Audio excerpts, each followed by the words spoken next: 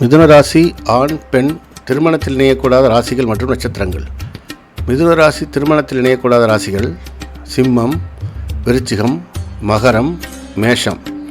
மிதுன ராசி திருவாதிரை நட்சத்திர ஆண்கள் திருமணத்தில் இணையக்கூடாத பெண்களின் நட்சத்திரங்கள் ரோஹிணி, கேட்டை, சதயம், ரேவதி நட்சத்திர பெண்கள் கூடாது.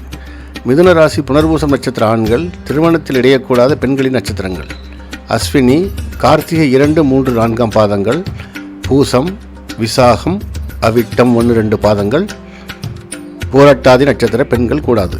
மிருகசீரிஷம் 3, 4 பாதங்கள் கொண்ட ஆண் பெண்களுக்கு எல்லா நட்சத்திரங்களும் பொருந்தும்.